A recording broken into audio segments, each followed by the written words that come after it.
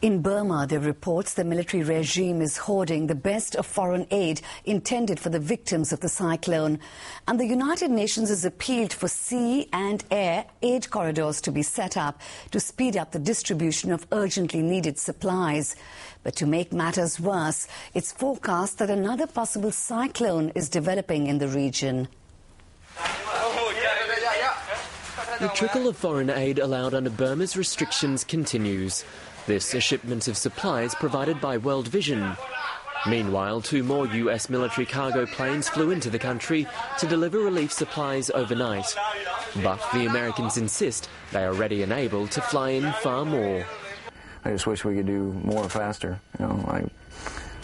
I would fly over there, as many times as they let me a day, as fast as I can load up and take it over there. The UN says aid has only been able to reach a fraction of the survivors. Even worse, there are reports that the military is taking the best of foreign relief and keeping it for itself, and distributing inferior supplies to victims. The regime also remains slow in issuing visas to foreign aid workers. The question that's now being debated is, will the US and other nations force aid deliveries without Burma's consent? We are doing everything that we can because this is a humanitarian issue, not a political issue, and we want to make very clear that our only desire is to help the people of Burma. European nations have met to discuss if a UN principle of its responsibility to protect will justify such a move. Under the principle, member states are obliged to protect people from crimes against humanity.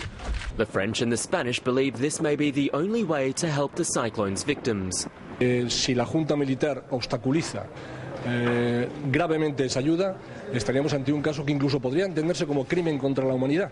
Nous, on pense que si ce qui se passe en Birmanie c'est une catastrophe naturelle, que les victimes sont victimes à cause d'une catastrophe naturelle, l'attitude de la junte birmane conduit à aggraver ces crimes et que donc ce concept peut être appliqué. European Union Foreign Policy Chief Javier Solana says the EU was not ruling out unilateral intervention under the UN. We'll have to use all the means to help those people.